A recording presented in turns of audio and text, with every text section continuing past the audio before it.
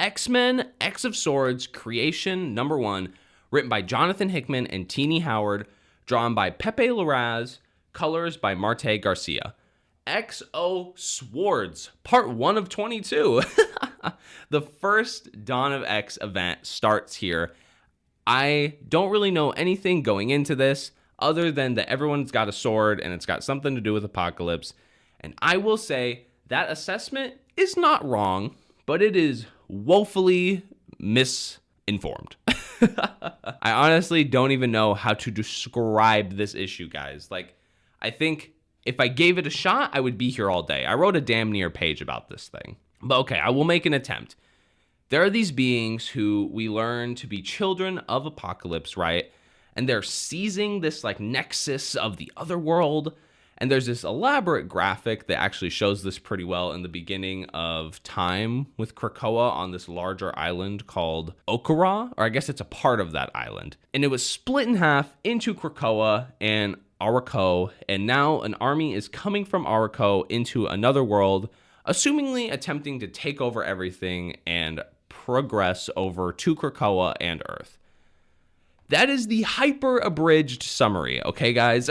Like, near the end of this book, keep in mind this is a $7 humongous issue. We get the ball rolling because it seems like there's going to be essentially a contest.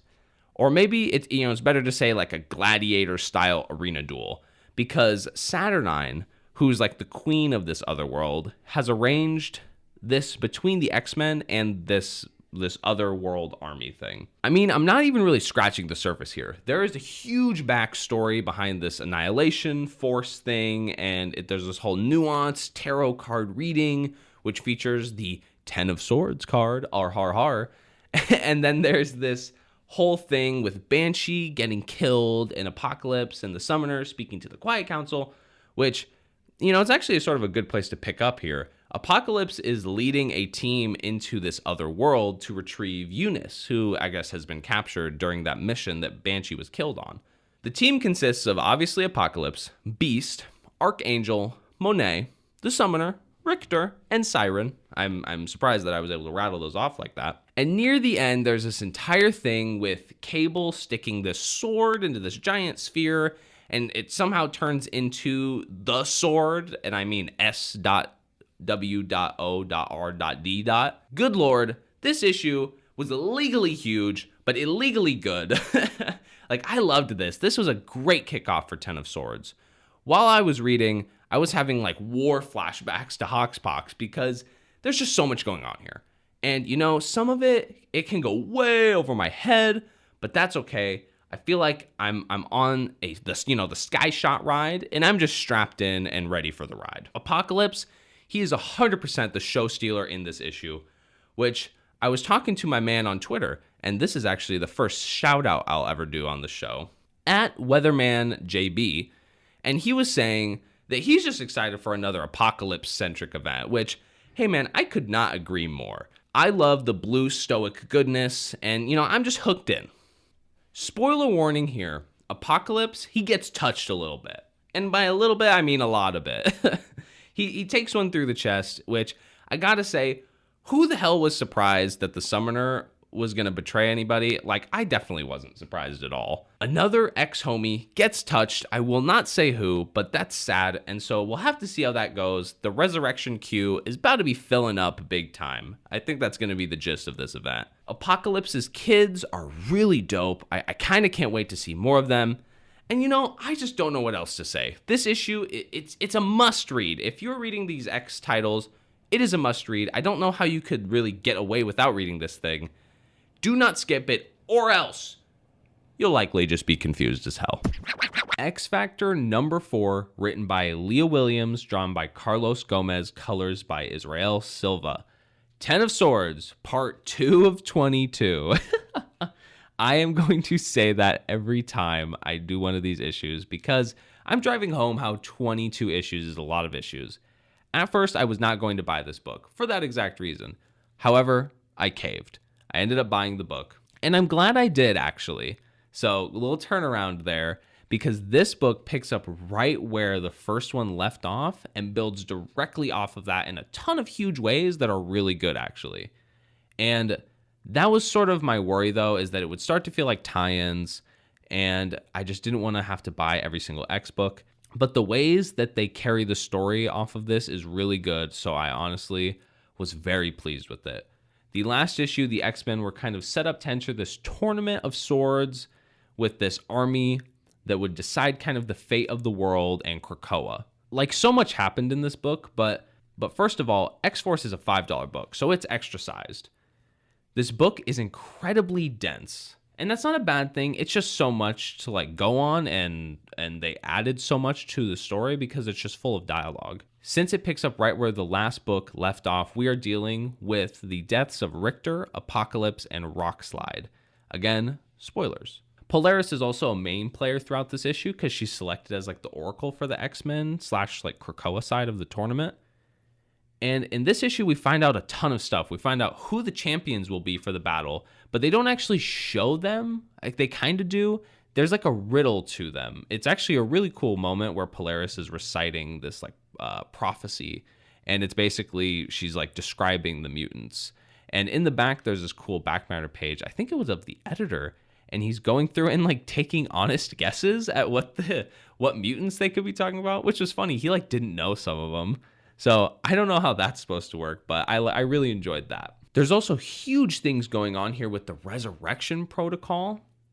And like I said, I'm giving full spoilers here, but the Resurrection Protocol is cut off through some weird freak accident dealing with mutants passing away in the underworld versus in Krakoa or the overworld or in this dark place. When they pass away out there, they don't come back the same, and it's this huge explanation, but it's so crazy that they completely cancel the Resurrection Protocol because they are so worried that they're going to bring people back like incomplete. Clearly this has humongous repercussions for the X-Men with this upcoming event. Like, everyone was kind of giving this run a little shit because they're like, oh well, now they're just literally immortal.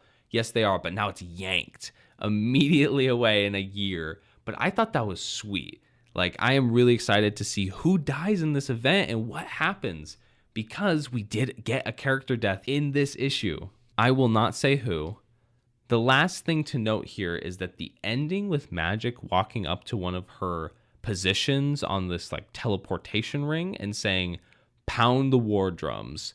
Oh my God, that was the most badass, perfect scene and just a great way to end this issue. The events feel like they're really going to kick off in the next issue, which I'm not mad that I have to buy because it's Wolverine, which is a series I'm already keeping up with. And you know, I'm just excited for some Mara Musa goodness from Wolverine. That's going to be so cool to see, and to see how that Resurrection Protocol stuff plays out. I am reluctant, but I'm still excited to be reading this. 20 issues to go. We got a lot of X books this week, and as y'all know, we are currently in the midst of X of Swords. So I am going to start with the first chapter that was released this week, and we're going to go through each chapter in a row. So this is going to be like the X-Men corner. So right now I'm talking about Wolverine issue 6, written by Benjamin Percy, drawn by Viktor Bogdanovic, and colors by Matthew Wilson. So it is X of Swords times. We're in chapter 3. We're following up on X Factor. That was chapter 2. We had the one shot, we had X Factor, now we have Wolvie. X Factor had some pretty big repercussions for the X dudes. If you haven't read it, go check it out. Essentially, they can't get revived anymore. That's a huge freaking deal. That is a very huge freaking deal, especially because the whole gist of the event is they're about to do a tournament, really, like a literal fight to the death. So this is very exciting. This is a very fun time to be an X fan. And the gist of it is there are 10 champions. 10 of Swords, X of Swords, all of that fun Hickman jazz. There are 10 champions. Wolverine, he is one of them, a champion or a challenger or whatever, and he needs a sword. That's, I guess, the qualifying thing you gotta do to get into the Coliseum and fight people. You need a sword. You need a specific sword. His sword is the, and I will try my best to sound not very white as I say this, but the Muramasa blade. That was probably the most Caucasian part of this entire podcast.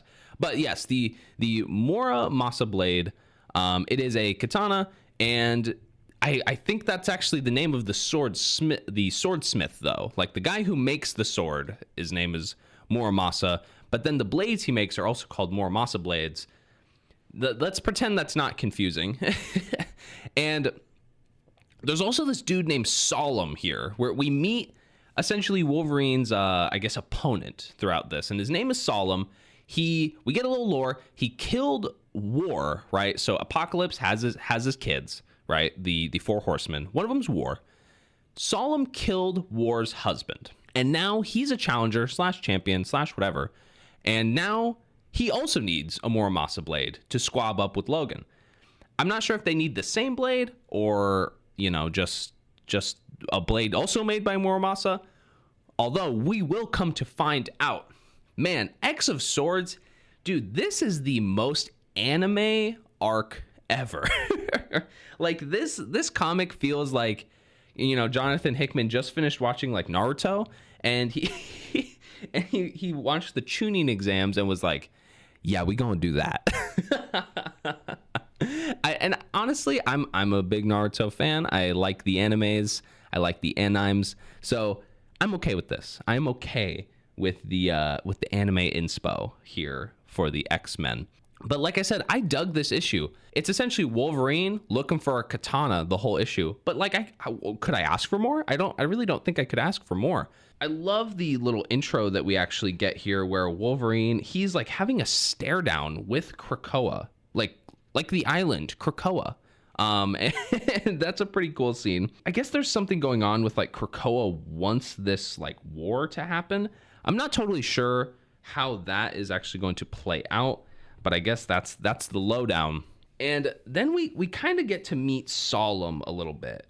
You know, Wolverine, he's on his search for his Muramasa blade, but then we meet Solemn, and he is a very cool cat. He's essentially like the anti-Wolverine is kind of how I would describe it. And in that way, it's like they're actually quite similar, but then they're also very different. Like I said, he killed War's son, and that's 100% going to come back because War has some very choice words for him in this issue, where he's just like, you know what? I wish you were dead, dude. But you were selected to be one of the champions for Akora, so it is what it is. It is what it is. But he learns that he has to go find a Muramasa blade as well. And throughout, we actually get Logan has this awesome montage where he is looking for a Muramasa blade, pretty much like traveling through Japan. It is a true montage scene, and it's great because he's throwing dudes through doors. Like he walks up to this bar and just kicks the shit out of all the bouncers immediately.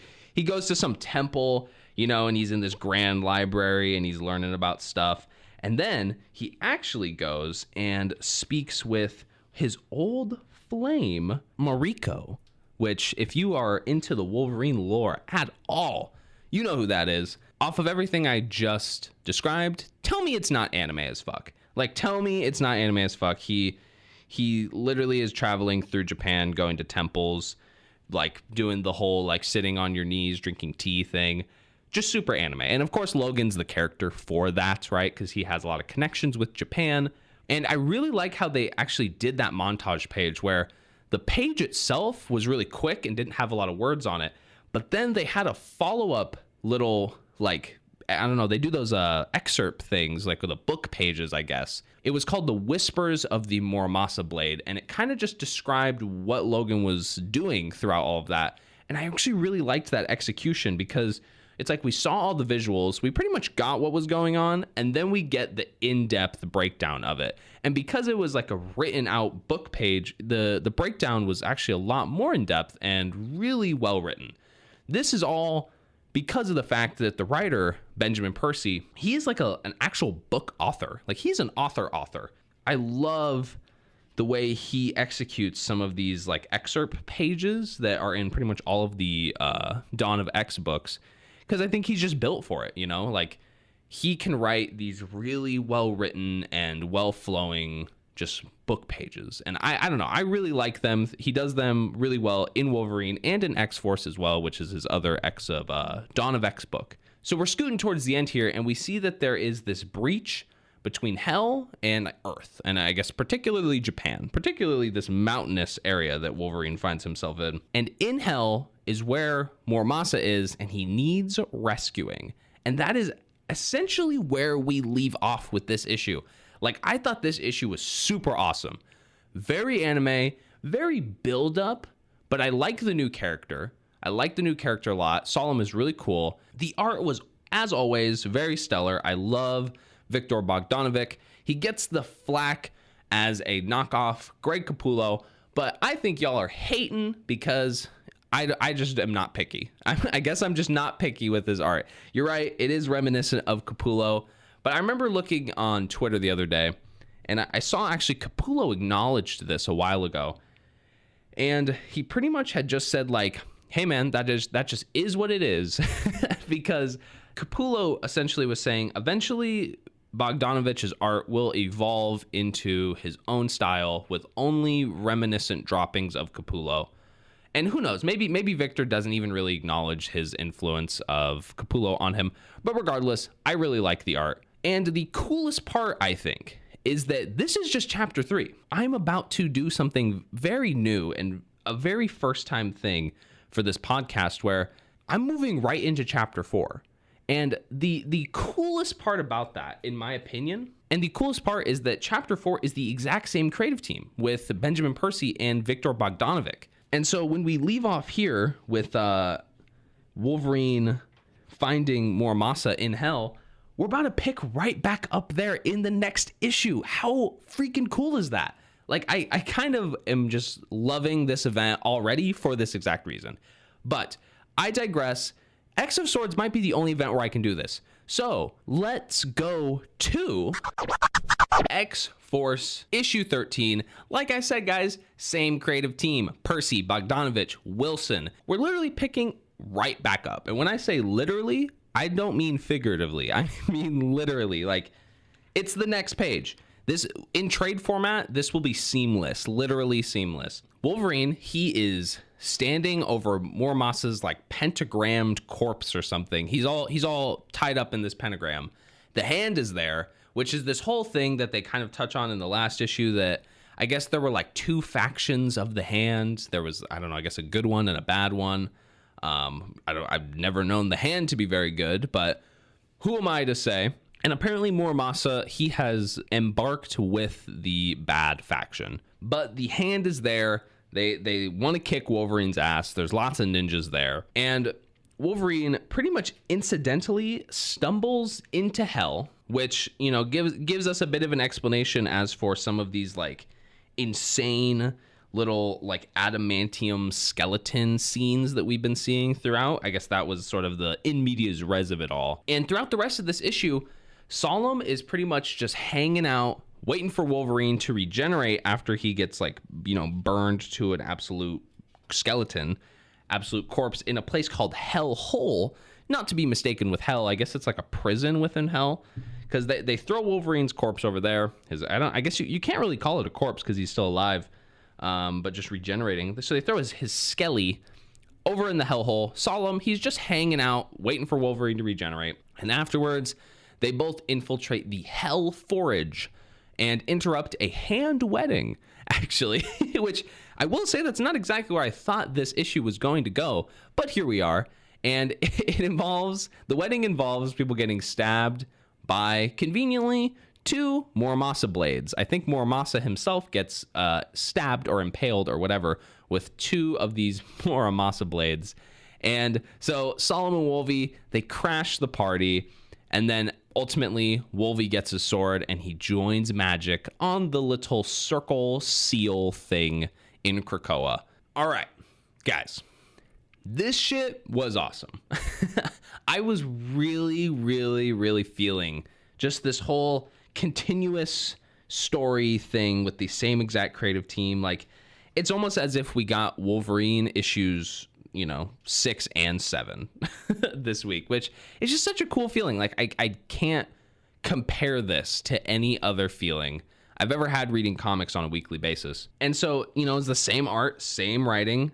I loved the art, just like in the last issue. I won't even wax more about Bogdanovic, but I really like Solemn here. I think Solemn is really cool. More on my statement that Solemn is kind of like the anti-Wolverine or you know, the mirror image of Wolverine. Solemn actually kind of acknowledges that and solidifies that during a scene in this issue when he's kind of waiting for Logan to regenerate. Solemn says, "The two of us, we're clearly meant for each other as best friends or worst enemies." Which I don't know what Solemn's voice would sound like. I think it would be pretty smooth, you know, like, I'm trying to think. Just like a very silky smooth voice that's like a demon, you know. This is also underscored. Their bond is underscored by the fact that Solemn has adamantium skin. Okay, so Wolverine, he's got the adamantium skelly, and Solemn's got the adamantium epidermis. So that's very cool. I think that's neat. They should, I don't know what it's called, like Power Ranger combo. I don't know. There was that whole thing where it's like you wombo combo with somebody. They need to do that because then they're literally indestructible. Speaking more on Solemn here, while he's waiting for Wolvie to regenerate, he does the whole classic exposition scene where he tells Wolverine his story. Solemn like shows up to this Oracle, and of course she's like, "If you want answers, there is a cost." You know, the classic comic thing. And he literally is like, "Oh, of course. Like, no problem, ma'am. Would you care for your sister's head? Because you are clearly banished from I think, Araco." He says, "Banished to this island, no thanks to your sister," and just whips her head out. And he's like, "Does this work?" And she's like, "Well, yeah, sure." Which I thought was really cool. And then, you know, this kind of played into his suaveness. Like, he knows he's a people pleaser. He knows what the people want. He can orchestrate and operate very smoothly when it comes to just other beings, which I think is really cool. And kind of, you know, another bit of a antithesis point with Wolverine. Like, Solemn is very smooth, where Wolverine is not very smooth. But I thought that scene was just super badass. And further on, I loved the scene where they crashed the hand wedding. That was so perfect with the whole presentation of swords. Like, that was sweet with Muramasa clings all the swords together and makes them like fire blades. That was just super cool. It ends with, you know, Solemn and Wolverine getting the two Muramasa blades, but then Wolverine, he gets one from Solemn. Pretty much he says, "Well, what do you want for it?" Because Solemn has them both, so he demands like a price or a trade. And they leave it ambiguous because Wolverine says, "Well, what do you want?" And then in the next page, it's Wolverine walking up to the Krakoan portal circle thing and says, "Well, I got it at a price." And they left that ambiguous. I'm really wondering what that is going to be. I know Percy was kind of, I don't know, the rollout for Solemn, they were teasing him to be like the new Wolverine villain. And if that's the case, I think that's going to come back later, absolutely. Per usual, Percy is always killing it with these book pages. Like, again, what could you expect? And I was just talking about this, but that last panel was just so awesome with Wolverine walking up to the circle and like slamming his sword into his little tile and it lights up. That was just sweet. I also have a question though. So Magic is still just standing there? Like, wasn't the whole thing that's like, you have 3 days to collect your swords and your champions? And so like Magic walked up there at the end of X Factor. Is she just gonna like stand around for 3 days or something? I don't know. I mean, she's just standing there in the same position, so I can only assume. But I really liked these two issues. Obviously. And like, how was I not gonna? Because Wolverine and X Factor, if you've been listening to the show, you know Wolverine and X Factor were the only X series that I was even keeping up with other than the main title. So of course I was gonna love these, but you know, it doesn't hurt to reiterate. These were amazing. You guys got to read these if you are checking out the whole X of Swords event, because these last 2 issues were really, really cool. I think it was just genius the way that they decided to execute this by queuing up Percy to tell the same story in 2 issues. Like, it felt like we were flipping into the next page, and honestly, that was just so cool. Which is ironic, the release schedule of X of Swords was the thing I actually kind of loathed the most about the event at first. And now I kind of really like it. I like how they're releasing several issues every week. And so speaking of, we have another chapter. That was only chapter 4. So let's move right into the next issue, which happens to be Marauders issue 13, written by Vita Ayala, drawn by Matteo Lolli, colors by Edgar Delgado. Incidentally, this is a podcast first. I've kind of hyped up all my podcasts first at this point, but this kind of doesn't count. It kind of does, it kind of doesn't. I'm reading X of Swords, so you guys are gonna see every X title under the sun over the next couple weeks here. But honestly, I'm very excited for that. But before I hop in, I had a question. I thought Gary Duggan was writing Marauders. Like, am I wrong about that? I tried to Google what series Vita Ayala was writing, and it didn't actually pull up anything. It pulled up one of the Empire books, the Empire X-Men tie-ins. I didn't know she wrote that, but I thought she was writing one of the Dawn of X books. I guess I'm wrong. Either way, this is chapter 5 of X of Swords. And what is this issue? It's pretty much a Storm one-shot, okay? Because I guess she's one of the champions, which is very cool, and she must acquire the Skyblade, which is this like badass ancient Wakandan sword that's like passed from king to king. It's made of vibranium. It channels weird ancestral energy from beyond the dimensional whatever comic book terminology. And so she goes to Wakanda. She goes there and asks for permission, and pretty much gets the like, all right, you're gonna have to wait for T'Challa to come back, because he was gone at the moment. So they had the this like older woman. I don't know who exactly she is. I'm not big in the Wakandan canon, but she essentially hit her with the "you gotta wait." And so she's like, I bet. She decides to wait, and her and Shuri end up having a dinner, which is quite tense. Like, I guess you could say it's sort of the climax of the issue. And okay, that's not true. There is more of a climax later, but that is one of the I guess you could say like character climaxes, because her and Shuri have this like very tense dinner. You know what it reminded me of? This is going to be a very weird reference. So if this is too weird, don't tune out.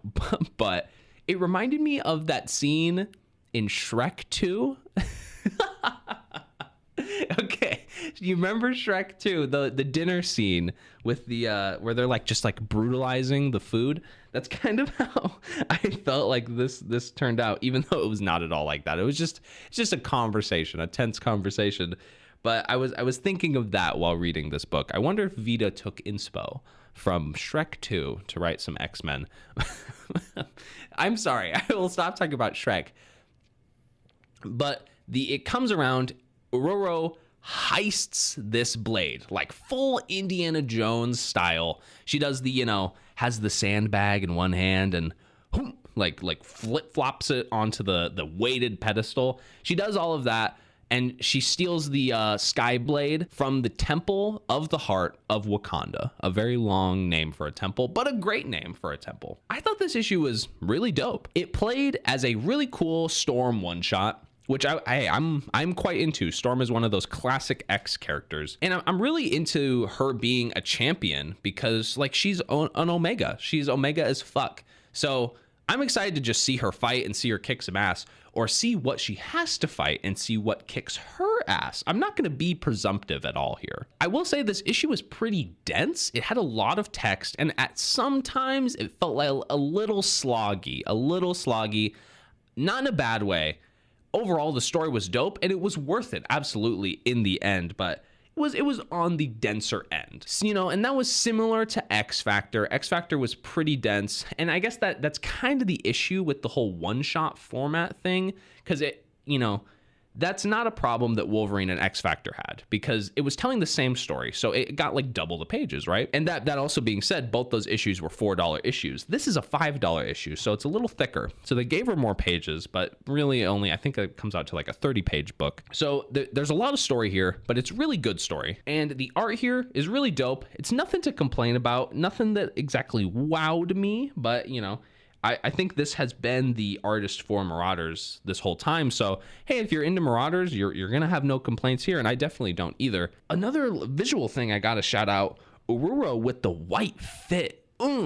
I like her white outfit. I think it looks actually really dope because, you know, it just matches her hair. Like she just looks so cool. But of course, when she goes on the heist, she throws on that black fit. Yeah, I liked that they actually did an intentional outfit change here. I think that's always really cool when comics play with the outfitting of characters. And at the end here, after she steals this Skyblade and like, I think she fights like everybody in Wakanda for the Skyblade. Like she fights the whole anti-theft system, and then Shuri actually comes by and they have a whole fight themselves, which is really crazy. Like Ororo and Shuri fighting, that's not something you will often see. And at the end there, she actually confronts T'Challa because he comes back after his, I don't know, some mission that he was on. And I actually really liked that scene too, because T'Challa has this line where he's like, if the Krakoan like emissary wants to return, they will return not as like a thief in the night, but with the permission and grace of Wakanda. I'm loosely quoting him there.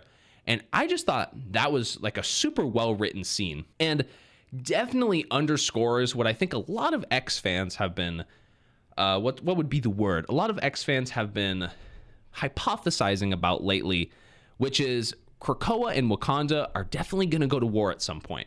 I think that's something that, you know, most comic fans assume anytime there is any sovereign nation in a comic. They're like, well, they got to go to war with the other sovereign nations. But if that story actually does happen, this is probably the first seed of that, because, you know, Storm literally steals like a ancient and precious Wakandan relic that none of them wanted to give her. Barely T'Challa did. And how crazy would that be if T'Challa literally went to war with his wife and the X-Men? That was something I was wondering too. Are they still dating though? They were talking like they were still dating, but also not really explicitly saying that they were still dating in this issue. So I guess, I don't know. Let me know in the comments if you know the answer to that. But I also really like how Storm is very dedicated throughout this issue. Like, you cannot stop her from getting this goddamn sword, and it's just so cool to watch her just be very like tunnel visioned, I guess. That was just really neat. And I loved the end here. You know, it looks like they're gonna end each issue off with the person getting the sword and showing up to the place, I don't know, where they stand and sit their swords. And the end here was dope. She joins Wolverine and Magic, and Magic just says, "Welcome to the party." That was very fun.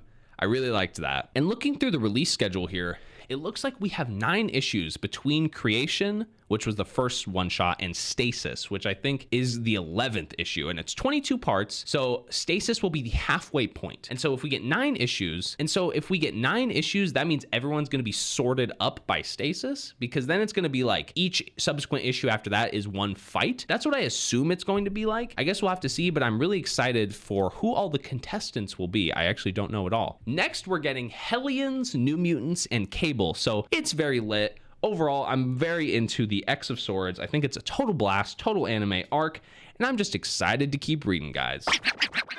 So we're kicking off. This is the X Corner. I wanted to have like some pre-recorded, like welcome to the X Corner, or like something silly like that. I thought about getting Ian to do something, but alas, I was not able to accomplish that pre-production for this episode. However, since it's the X Corner, we're talking about all the X of Swords books that came out this week. We're currently in X of Swords land, and it's very fun. I'm really digging it. Here we're talking about Hellions, issue number 5, written by Zeb Wells, drawn by Carmen Carnero, and colors by David Curiel. So Hellions is part 6 of 22. Have to shout out how ridiculously long this comic book arc is, but I'm really liking it. I love X of Swords so far. Do not get me wrong. This is also a podcast first, which is also very exciting. But we kick off here, and this is, you know, a Hellions issue. So it's going to take place around the Hellions. We open up. I don't know really what's going on so far because this is issue 5, and I don't have issues 1 through 4 read. Xavier, he's reviving this guy called Empath. Just straight up revival mode. This is before everything is going on with the whole Resurrection Protocol getting canceled. But then throughout the issue here, it's Mr. Sinister's team, I guess. He's sort of the team leader. Maybe that's the case. Maybe it's not throughout the previous issues of this series. But Sinister has a plan. He wants to infiltrate Arakko, the opponents in this tournament. He He wants to infiltrate them with his Hellions. That's, I guess, the mutant suicide squad, as some people have said. And he wants to steal the opposing team's swords and just kind of end the tournament because all the mutants are very sus about this whole cancellation of the resurrection protocol thing. They are very worried about it. So my thoughts on this issue, I actually really did dig this issue. Sinister is super hilarious throughout this entire issue. He was just had me cracking up left and right. I could have expected that.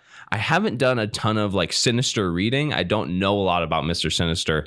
I pretty much only know some things here and there, like through some events that I've read just left and right. Nothing that was super Sinister centered. Say that 5 times fast. But another sis is Sinister is a schemer. He is very, very schemy. Just, I guess that's his whole thing in a nutshell. But he is completely in schemer mode here as he is developing this whole plan to just kind of blow this whole tournament just away. And I don't know. My guess is that they're trying to steal the swords so they either can't participate or so they won't participate. Maybe there's not much of a difference, but like, what if they realized, like, they just stole our swords, that's against the rules, now you guys lose? I don't know. There's not a lot of rules here going on.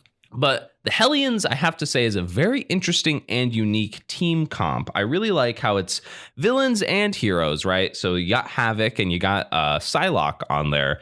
But then you also have randoms, like, let me find the little credits page. You got people like Orphan Maker and Wild Child and Grey Crow. These all sound like very like auto-generated names. But to continue on, I really did like a lot of things about this issue. There's a really funny scene with Sinister, and he is bickering with one of his clones. I found that very hilarious. And they're arguing on who's going to actually end up going to Aurico. And they do a noble contest, and you can guess what that noble contest is. It's rock, paper, scissors. That was very funny.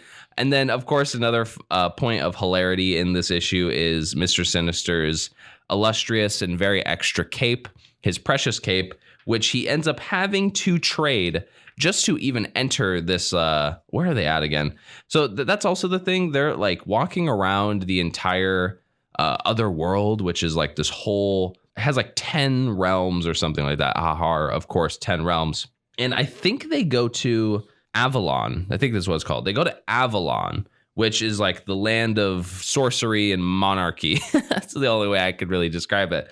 And they have to do a trade just as a symbol of like fairness. And Sinister has to trade his cape.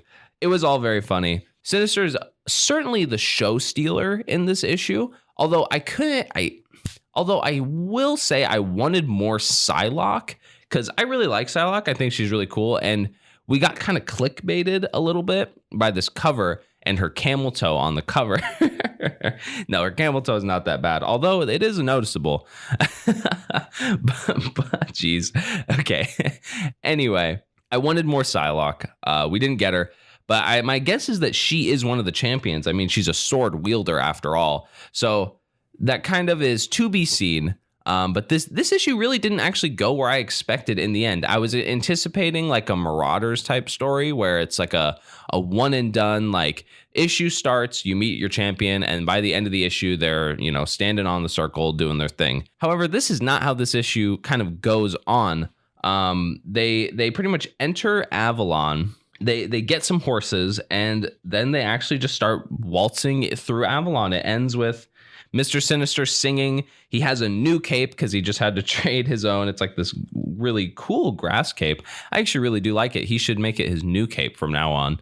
But yeah, this issue kind of took me for a loop where I didn't expect it to go. I thought it would end this issue, and it really didn't. So I liked that it kind of kept me on my toes and that it gave us that continuing story feeling, because as much as I do like the Marauders type one-shots, I really do appreciate how they make the reading necessary. I think as readers, we would all be more upset if each issue was a one-shot, because then we'd be like, okay, we don't have to buy every issue then. However, this issue itself lends to the idea that this is an event and you got to read it all. My only complaint is there wasn't any sword fighting in this issue, but I can learn to live without that. And a new thing I'm doing on this pod is I'm going to be giving scores. I'm going to be giving a little score, just trying it out for this time. So I am giving Hellions issue number 5 a 7 out of 10. I really did like it. It was very funny, and I enjoyed the ride while it was here. I do like the Hellions team, so can't wait to see how this scheme goes. I wonder if they're going to actually get the swords or if anyone is going to die while over there, because then they're SOL. So very exciting. We'll have to keep reading. Moving forward, so that was part 6 of X of Swords. Now we're in part 7, and that is with New Mutants, issue number 13, written by Ed Bryson and drawn and colored by the amazing Rod Rice. This is yet another podcast first. That's just kind of gonna be how the X of Swords event goes here at New Age Comics, because I'm only reading a couple. So we're going to have a few podcasts first here. You can expect one next week. And then actually after next week, after I do Excalibur, I think I will have hit them all. But I'm getting ahead of myself here. This is the New Mutants, you know, the young mutants, the young team. We open up this issue, Magic. You all know Magic, the Ilana Rasputin, something like that. She's sitting there. She's being kind of emo. She's being kind of stoic, looking off over the sunset. She alerts Cable to this whole event right afterwards, which that is a bit of a teaser for the next comic I will be talking about here, a Hardy Har. But this issue kind of focuses on 2 champions, coolly enough, because we're talking about Magic and we're also talking about Cypher. Cypher is one of the champions, and he's getting used to his buddy Warlock. You all know Warlock. The how does he says self is not, you know, happy, blah blah blah. He is Cypher's sword, which is pretty badass. He has been Cypher's like arm throughout the whole Hoxpox Hickman stuff. I haven't been reading New Mutants, so I don't really know what the whole revelation is with that. But that is where Cypher's at. He's getting used to Warlock being his sword. I really do love Warlock in this issue. Then we get some sparring between Magic and Cypher, seeing as they're both New Mutants, they're both champions, so they're going to do a little bit of sword fighting here. It's a soul sword, which is Magic's sword, versus the Warlock sword, aka Magic versus Cypher. I really do like their sparring. It's very fun. You can guess that Magic kicks Cypher's ass. But some more stuff throughout this issue. Krakoa, which is only being able to be communicated with because of Cypher, because that's Cypher's whole thing. Krakoa does not want Doug to go. He does not want Cypher to go over and pretty much risk dying. Krakoa probably knows he's going to get his little ass beat. So Krakoa wants to sub out Cypher for a different champion in the tournament. And on that topic, we have another person who would rather take Cypher's place, and that is Exodus. Exodus gives him a little threat, a little roughs him up a little bit, I guess you could say, saying he wants to be the new champion. He wants to take his place.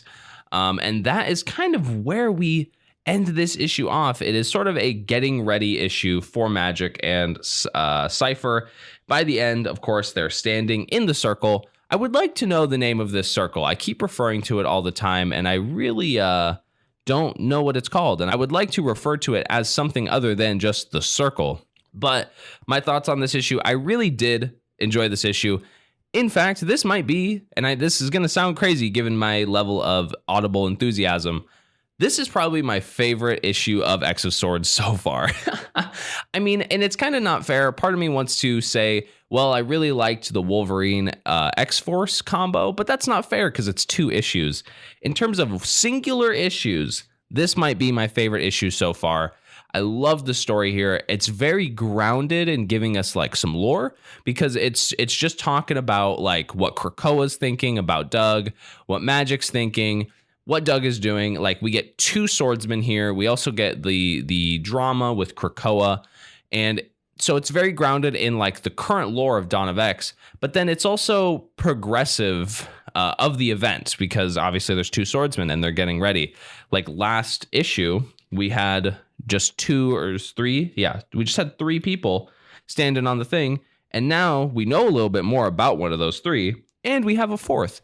If that's not progress, I don't know what is. Also, a plus for this issue is it's not very dense. It is not the densest comic ever. The Hellions was pretty dense. This is not that dense, and the art is just totally spectacular. I love Rod Rice's art. I seriously think I could read like anything that he did. Like I would buy his comics just for the art alone, which is ironic because I know he has been doing New Mutants this whole time and I just have been skipping out. I suck. However, I love the sword fighting in this comic. It was very fun. I'm glad that in X of Swords we're getting, swords fighting and swords clashing. That's obviously we need some of that. And from a storytelling perspective, I really do like how Doug got picked to be a champion. He makes the perfect like underdog that we can all kind of anxiously watch as they do the tournament fight. None of us really know what this tournament fight is kind of going to look like and be like at the moment. Maybe some of y'all do. I do not know what it's going to look like. So I'm going to be watching very anxiously at Doug. I'm going to be very worried for Doug because I think he's going to get, his shit clapped. That's just kind of my assumption. But I love that they're taking that angle. And I also really do like the angle of Krakoa protecting Doug. I do wonder, is it out of selfishness or compassion? Okay, because it could be selfish because Krakoa can't communicate with anybody without Cypher. Or, and this is me having not read any of the other New Mutants issues, but could that feeling be a feeling of compassion because Krakoa and Doug are now like homies?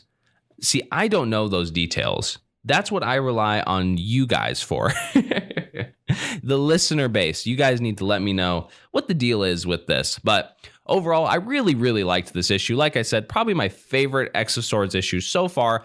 And I got to give it a 9 out of 10 because this was just such a joy to read. I was sitting in the coffee shop reading it and literally wouldn't put it down even though I was late to work. So 9 out of 10. Maybe for the art alone, but also because the story was just wonderfully paced and made some really interesting choices that are going to be very exciting to keep watching down the line for this event.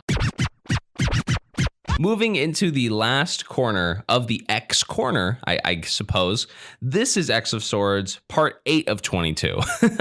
And this is Cable, issue number 5, written by Gary Duggan, and drawn and colored by the Phil Noto extraordinaire. So yes, part 8 of 22. This is yet another podcast first. Woohoo! We're all very excited for the podcast first here. But we're here. It's Cable. It's young Cable, okay? So this is a whole like new recent thing. Cable's a young whippersnapper. And this issue is kind of touching on something that I think was last touched on in the X of Swords creation event, because I believe it showed Cable up on the sword station, right? Or the peak, as they call it. And he's up there with his mom and dad, right? It feels so weird to call him mom and dad because we're so much used to the Cable being old relationship with Scott and Jean. But Cable, Scott, and Jean, they're all up on the sword station, and they're wondering where the hell everyone's at. I guess it's just completely dead.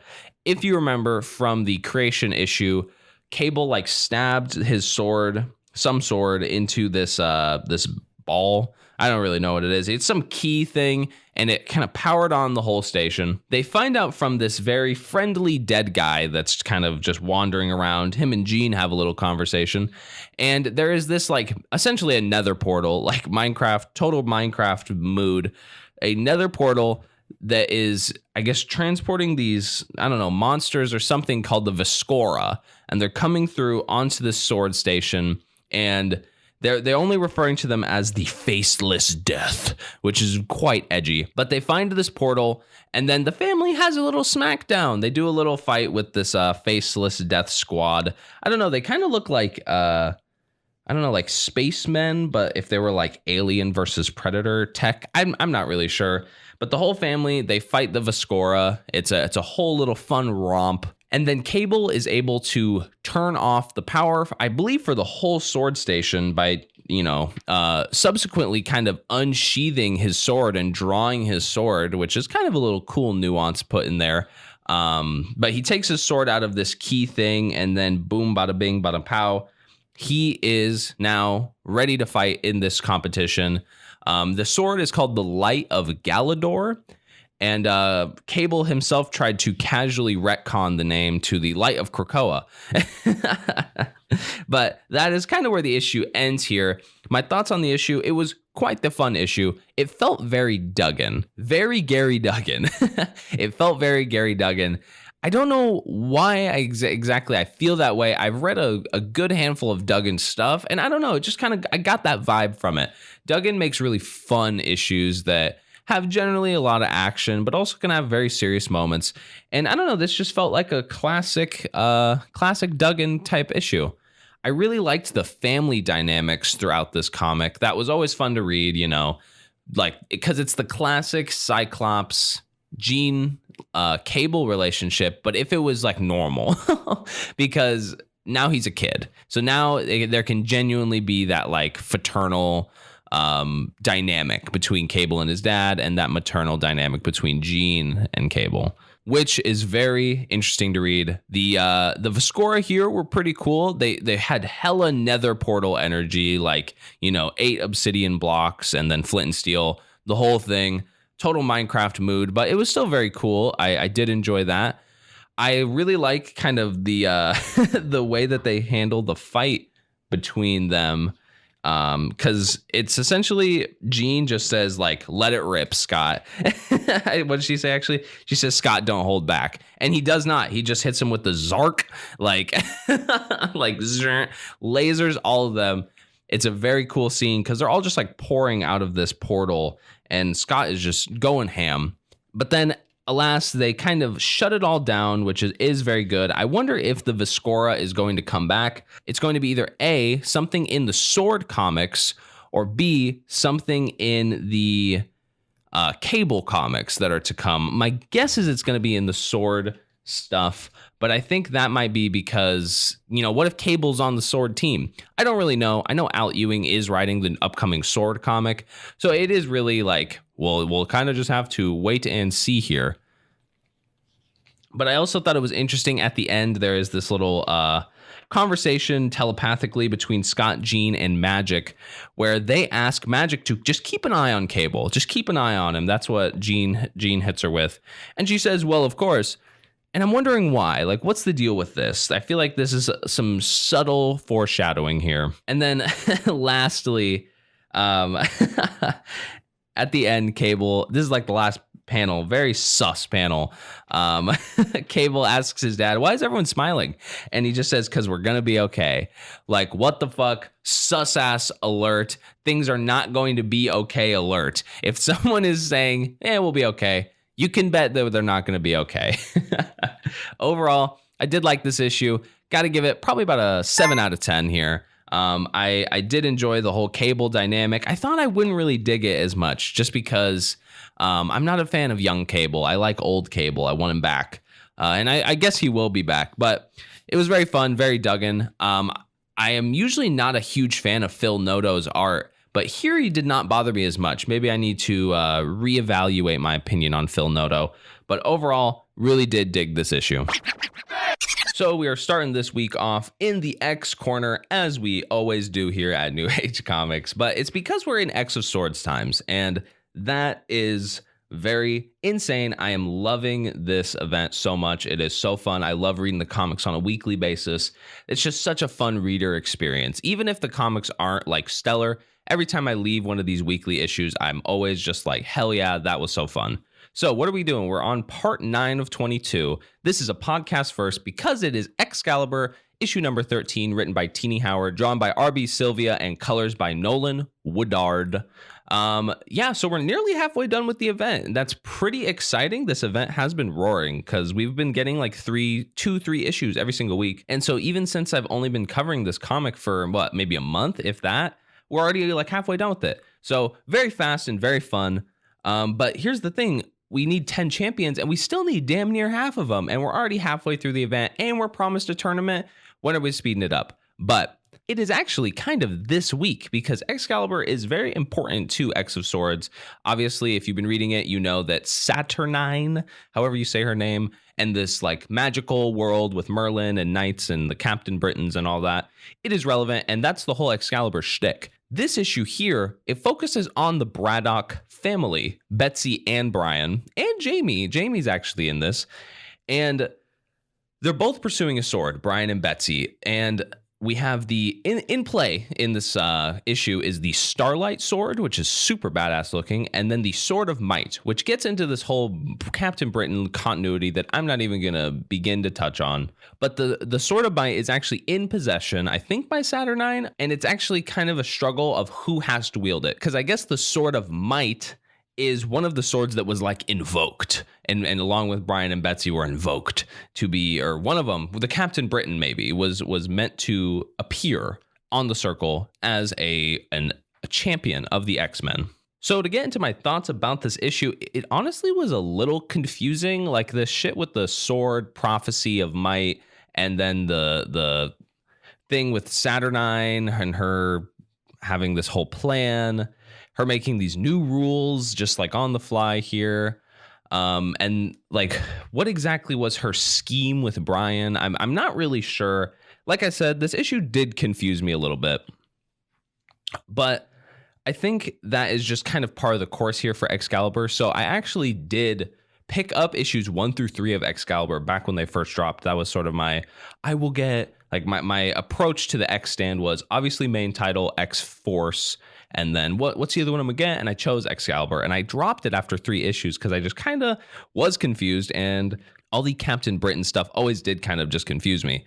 And so it's kind of makes sense that I would be a little sauced walking into this issue, but there is a fight between Brian and Betsy in this issue that I actually really did dig. They seem to be struggling. Apparently, if you hold the Sword of Might, you become corrupted, and she doesn't want to become corrupted. I think that's what's going on. You shouldn't ask me because I'm not really sure.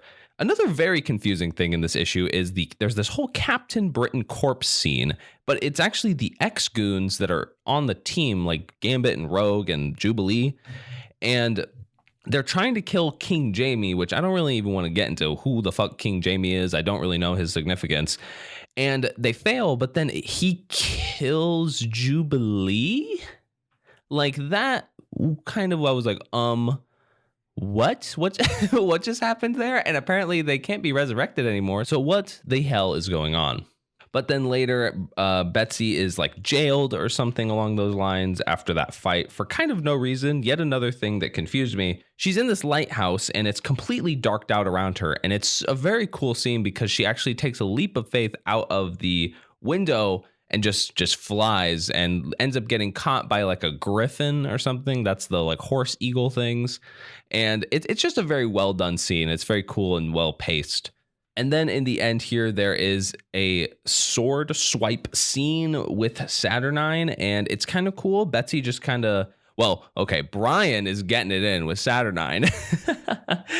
And then Betsy just runs in and swipes the sword off the counter. And this is sort of what I mean by confusing. Like, was Brian supposed to take the Starlight Sword?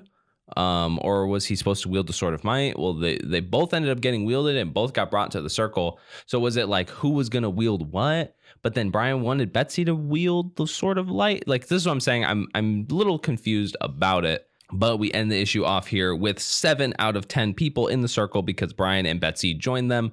So overall, that was exciting. Little confused throughout the whole issue, but you know, overall, I did enjoy it while I did. And it was fun to see those X-Goons again. And okay, is Jubilee dead? I kind of am hung up on that. Hanging out still in the X Corner here, we have our last issue of the corner, which is X-Men 13, written by Jonathan Hickman, drawn by Mahmoud Asrar, and colors by Sunny Go. This right here is not a podcast first because I have been keeping up with X-Men and I have really been digging it so far. It's been a great series so far. And so you can guess that I was pretty excited to see what the first X-Men tie-in was, especially since it was the last one that we got. What the hell was that? And so this is X of Swords part 10 of 22, and we're picking back up with the Apocalypse stuff. Right? Remember when the first issue Creation dropped and then it kind of went into X Factor a little bit? We're coming back to Apocalypse, who he's been stabbed by his grandkids and he is getting healed. That is sort of the gist of this issue. It is his issue in that sense, and we get some backstory on what this whole war kind of means for him. And we also get a little bit of backstory on like where this other world people come from, the dark world.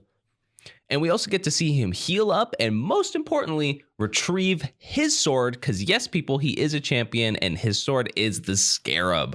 So my thoughts on this issue, great. This issue was really great. So for some reason, we get an interesting opening here because when you open it up, the first page is actually one of those info pages, and it's for two swords that we don't actually get to see wielded here. We kind of do, but it's for the Grass Cutter and the God Killer, which from what I have learned, those are the swords of Gorgon, who I don't know a ton about, but I remember him back from X-Men issue 4. He was cutting up motherfuckers left and right. And so I kind of been wondering where Gorgon is, where he was. What's the deal with him? Is he going to come through last minute? Is he on a mission? I don't know. We actually do see him briefly in the issue. Then Apocalypse has this whole healing scene that's just totally wild. I loved this scene. Everyone has to like hold him down. It's Magneto and Laura, the metal or Lana. They're holding him down with just like all this steel. They're healing him up, and it's just totally crazy. It makes him seem like it took so much out of them. And this is when we get all the little backstory about the war and stuff, which it was actually really useful backstory because we get to meet Apocalypse's wife, who I did not know anything about. We learn about the Helm of Amenth or something like that. It's like some like golden mask. I think it lets you control this Dark World army, and a little stuff on the grandkids. So I was very happy with all of this exposition, and his sword retrieval moment here at the end of the issue. Holy shit, guys, this is probably like the best moment of the week. Like it's so cool. He goes to this pyramid, walks in, crushes these 4 like tomb sarcophagi, and then he has to build. There's like, it's all in pieces, and he builds his sword, and then he blows up the whole pyramid. Wow. Like I posted it on Twitter, so if you want to look at the panel that just rocked my socks off, go check me out.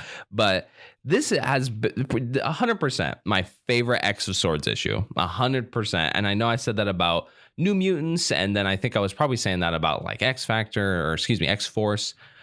So the fact that this series is getting like better and better, that's great. That's probably the best part about it. Like it's only up from here, and I can only imagine when the fighting starts, it is going to get just beyond cool. It's gonna be so cool that it's bad. It's gonna be not cool.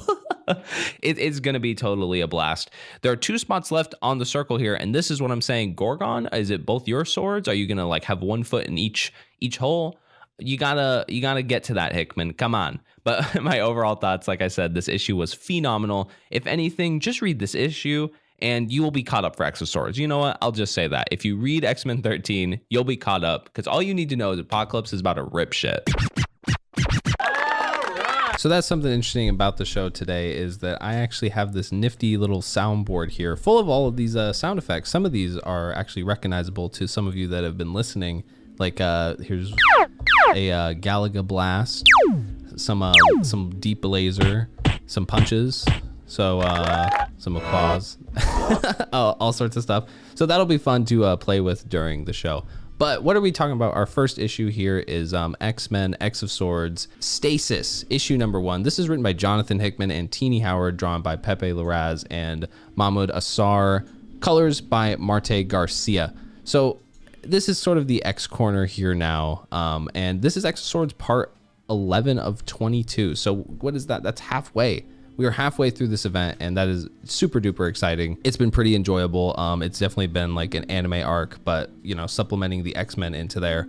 Before this issue came out, I actually on my Twitter tweeted a kind of a prediction, because since this was the halfway point of the event, I pretty much expected 3 things. Okay, we're gonna see Grass Cutter and God Killer get wielded.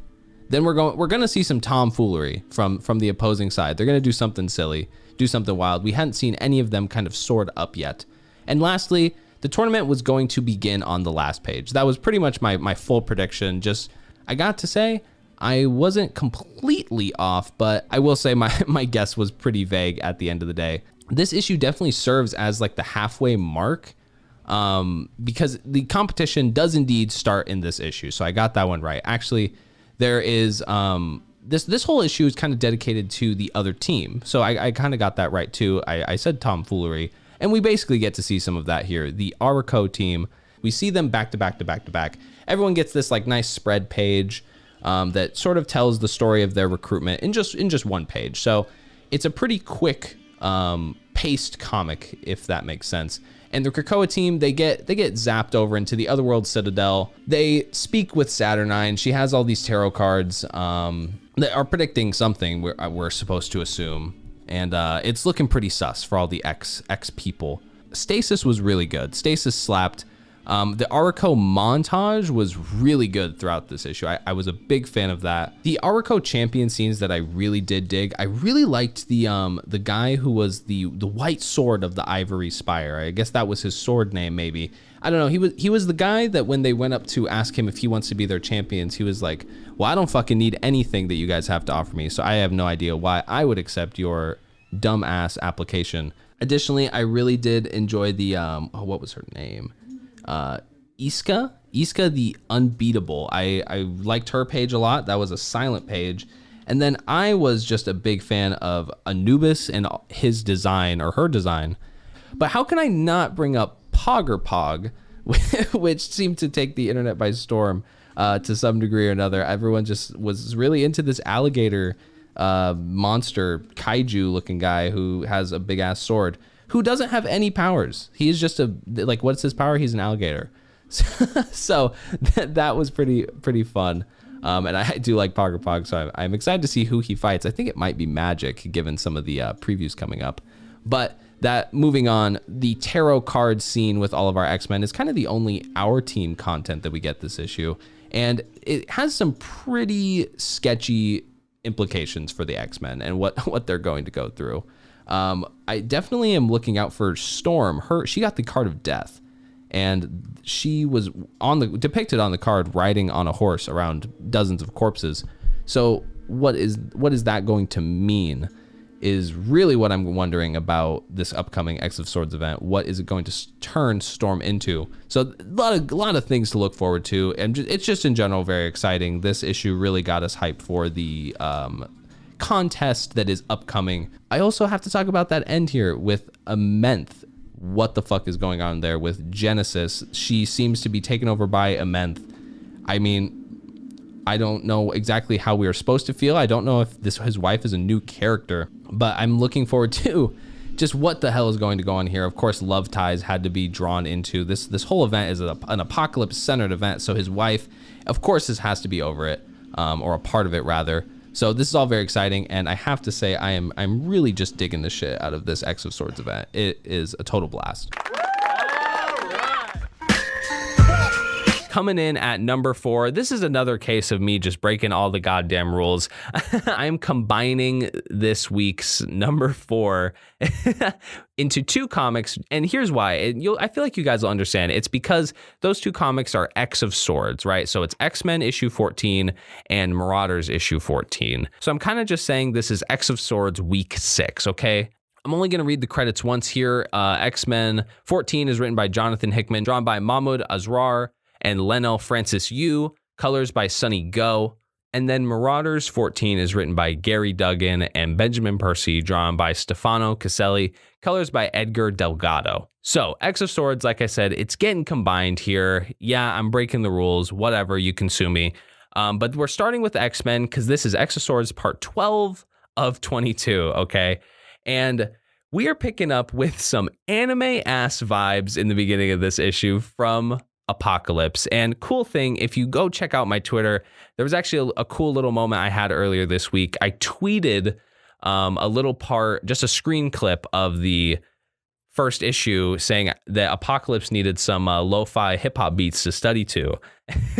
And I tagged Mahmoud Asrar in the tweet, and he quoted my tweet. And so the tweet kind of went off a little bit. And that was actually really awesome. So I guess shout out to Mahmoud Asrar. I love your art, man. You're so talented. So that was really cool to, get acknowledged by Senpai a little bit, speaking of anime. But anyway, this issue is about Apocalypse and his waifu Genesis. They take a little, I'm all with the anime references when it comes to X of Swords, but it's so anime. Like if you are reading it, you know what I mean. Apocalypse and his waifu, they're taking a lovely little stroll And Genesis is kind of telling Apocalypse the story of how she got the helm of Amenth. This is really important information. This goes all the way back to when Apocalypse and his crew defended Arakko, right? We all remember that from some of the past issues. It's been recounted like 10 times now. I won't lie, guys. This issue was really fucking confusing.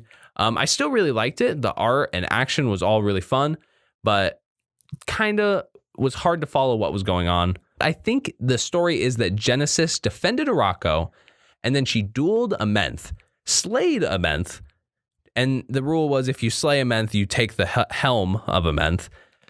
But then she never donned the helm, and then when the Horde came back, she put it on, hoping to control the Horde, and couldn't, and became a villain. That is my dumb brain way of conceptualizing this issue, if you were also confused. She, at the end of the issue, she wants Krakoa, and Apocalypse is pressed about that. She wants all that shit, and it's going to be a fucking duel for it, and I'm really fucking excited. I love this little last scene here, a super cool character moment of Apocalypse, kind of feeling like, but wait, I actually really care about Krakoa. It's just such a cool time to be an X-Men fan because all the villains and the heroes are on the same side. It's so cool and such a unique time to be a fan. Final thoughts on this issue. The art was phenomenal and the story was definitely needed. So moving on, we're going into Marauders issue number 14. This is kind of the ceremonial pre-tournament dinner, I guess you could say. And that all being said, it's quite lit. The whole gang is there. Pogger Pog is there, okay, people? Pogger Pog, DEFCON Pog 1. Def Pog 1, because Pogger Pog is there. He's eating cards. It's all very funny. This issue is kind of a little bit of a romp. Wolverine, he's starting beef with Brian Braddock, who is like Captain Avalon right now. Magic and Gorgon, they're sizing up the Arakko competition. It's all very fun. Storm and Anubis, they have like this cool dance scene. Storm pretty much tells him the fuck off, saying, "Get the fuck out of here, Anubis. Like, I'm gonna take your shit." And Wolverine is at the end here in the craziest fashion ever, pissed off about the fact just that they have to do this whole little battle thing. And he pretty much at the very end of the issue, this is the last page spoiler here, he lunges at Saturnine and stabs her through the fucking like guts and heart. Oh my God. Wild. What the fuck? Wild as fuck. This comic ended in such a crazy way. X of Swords is, I will say, going a little slow.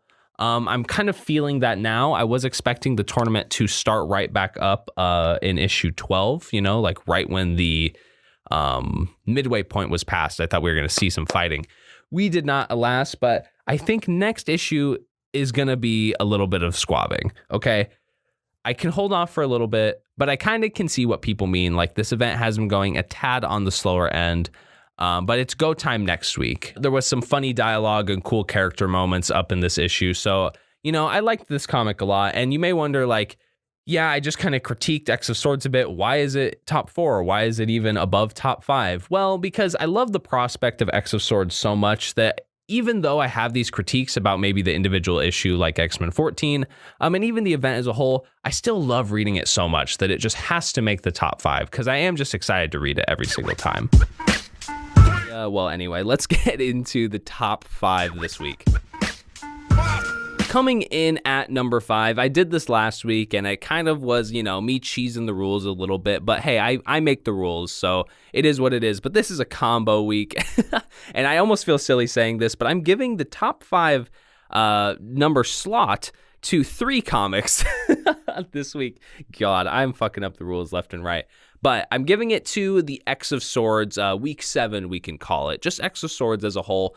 And I think that's fair. You guys will understand if you've been reading the X of Swords event because you know that each issue leads into the next, just like that. So I'm going to run through the cast of each issue here really quickly. We are talking about Marauders issue number 15, written by Gary Duggan and Benjamin Percy, drawn by Stefano Caselli, colors by Edgar Delgado. Excalibur issue number 14, written by Tini Howard, art by Phil Noto. And Wolverine issue 7, written by Benjamin Percy, drawn by Joshua Cassara, and colors by Guru FX. Jesus Christ. But okay, all jokes aside, people, this is kind of rant time, okay? You won't hear me do this a whole lot on this podcast. I don't hope. I don't hope that I have to do this a lot. But I'm going to do a little bit of ranting here, okay? So first, let's just start off with Marauders 15. I did not hate this issue. This issue, it was pretty good. However, okay, my opinion is that Marauders 15 is already part 14 of 22 of this series. And this is kind of integral to my rant about X of Swords, which I'll get into later. But, it's feeling really slow all of a sudden. But like I said, I'll get into that later to talk about this issue. So we kind of get to see the rest of the dinner here. That's where we left off last week. And of course, the Wolverine Saturnine kill that we were teased with in the last Marauders issue, it was tease bait, okay? And I kind of knew it was. I hoped it wouldn't be, but I knew it was. And the rest of this issue is kind of just like passive beef thrown back and forth, okay?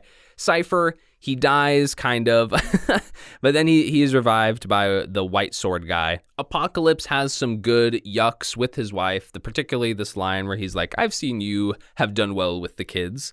I mean, of course, I heard that in the most posh British accent. Wolverine and Cable and Iska, the unbeatable or unbeaten, they have beef, of course, which, again, she really is unbeatable. They try to beat her in all these little funny tests throughout this comic. She does not lose. Magic's a goofball, of course, and it ends with Betsy and Iska being set up to fight. Like I said, this issue was fine, even though I wish we were in the middle of sword swashbuckling at the moment. This issue was fine. But now we move into Excalibur. Okay, Excalibur 14, and this is kind of where shit hits the confusing fan. So Iska versus Betsy, it was cool. That kind of happens in the beginning of this issue.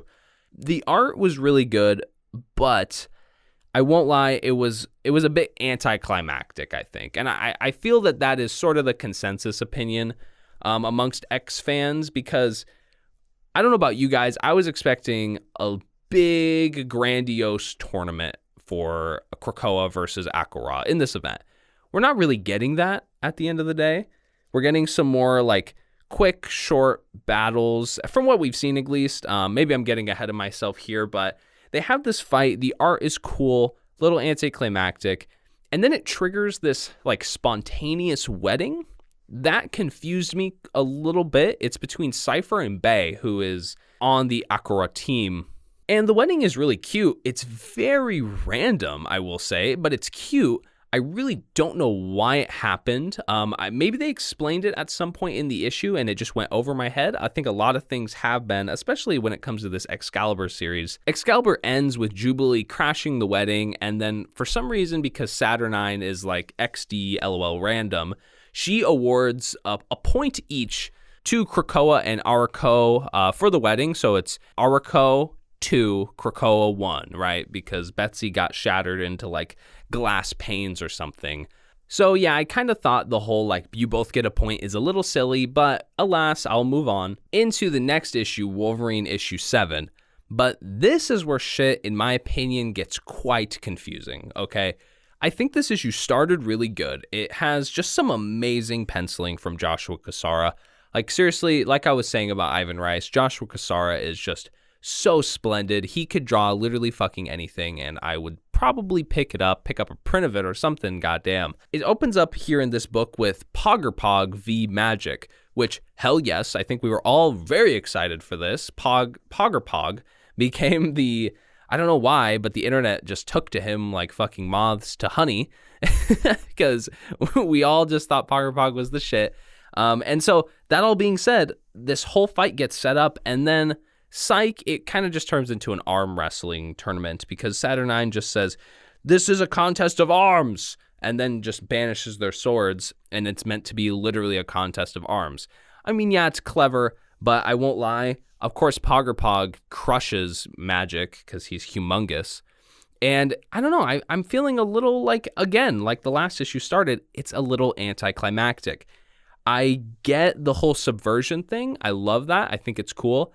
But a little anticlimactic for Poggerpog. We all wanted to see them fight. I mean, who didn't want to see this big-ass alligator try and fight fucking demon Magic? I don't know. So this fight ends with Aurico 3, Krakoa 1. We're getting our asses kicked. And then we get the Logan v. Summoner fight, which, again, hell yes. And the fight is amazing, I won't lie. They have to fight through the entire, Blight Spoke, I think is what it's called. And holy shit, Joshua Cassara should deserve a fucking Eisner for this comic, because the art is just phenomenal. Specifically this one page where it shows them fighting through, dimensions. Gosh, it's just so cool. I mean, this page alone, I think, is what scores this event the most points this week for me. So then Wolverine wins in a really cool way. But here's the bullshit. They don't get the point. They don't get the actual point because, and it's silly, but Saturnine says, oh, it was a fight to the death, asterisk. It was to the death and Summoner died, so he won because he got to death first. I don't know. That just was, I get it, again, Saturnine's tricky, haha, but I mean, now I'm just getting a little fucking annoyed because this whole event was supposed to lead up to some sword fights. We're getting the sword fights, kinda, but then Krakoa's losing even though we're winning. I don't know. It's getting frustrating, but right now we're at Aurico 4, Krakoa 1.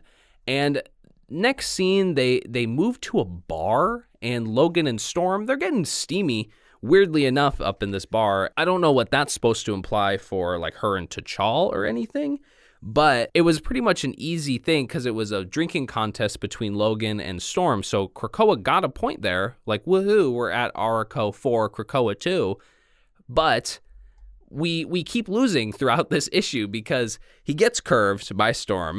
He gets brought to enter this different fight between Solemn and War, right? So Saturnine set up battles between both sides. And Solemn pretty much says, bring Logan here to fight for me. And this part confused me at first, and I'll get into that in a second. It confused me at first, but I figured it out. It took some careful reading, and I'm not as mad at this ending anymore. Basically, what it comes down to is back in the previous X-Force and Wolverine issues, Solemn made a promise with Wolverine that if he were to take the blade from Solemn's hand, then he would fight for him when he essentially made the call. And I didn't realize at the time that this was him making the call. I guess it is. But to move into my overall thoughts about this week's X of Swords Part 7, I mean, I have to dink it for a little bit of the slowness, okay? So we end off this week with part 16 of 22. So that means we have 17, 18, 19, 20, 21, 22. We have 6 parts left, okay? Just 6 issues. We're getting our asses kicked, and we've only seen one sword fight, really. 2 sword fights, kind of, but it was the first one between Iska and Betsy was so short. I mean, these issues are still really fun to read, definitely. It's just exciting to read 3 different X-Men issues, and they all connect to each other and all tell the same story, and it's all in the same week. Of course, that's going to be exciting, but it's getting a little bit confusing at parts, and I just think they have to slow up just a tad, just to give us some of that space to breathe and to know what's going on. I want to give a shout out over to my guy on Twitter at EdBoyInTheCut. I love his Twitter handle. He DM'd me about X of Swords when I was tweeting about it one day, which you can go follow me on Twitter at New Age Comics Pod. And he said, is it me or has X of Swords taken a complete left? LOL, it's good, but I can definitely tell this is more of a Teeny Howard story than a Jonathan Hickman story. And I have to agree with you, EdBoyInTheCut. This is a good take. I think the whole Avalon, Excalibur lore stuff has played a way bigger role than I think any of us were really ready for. When I was getting ready to read this event, I was thinking this was going to be Apocalypse and his children were going to be the focal point. And in some sense, they are. However, the whole setting for the event is something that's deeply explored through Excalibur and Wade in Excalibur. So it has felt very teeny heavy. I think that it's going to perk up near the end and get more general to the X line. But at the moment, I have to agree with EdBoy. He's definitely right about it. But the resounding critique, and this is where I will leave it for X of Swords this week, but the resounding critique is, where are all the motherfucking swords at? And I have to agree. Like I said, we've only had about 2 sword fights, and one of them was horribly short. So that's my takes. We got 3 issues of X of Swords coming out next week, so maybe it'll turn itself around. But I have to give number 5 to X of Swords this week, partially because I just had to talk about it, and so I can cheese the rules a little bit. I mean, I did like enough in this issue to definitely give it enough cred to make this top 5, because like I said, there were a lot of things I did enjoy, and in general, the event is super fun, but I have my gripes with it. So that's where I will leave X of Swords this week at week 7.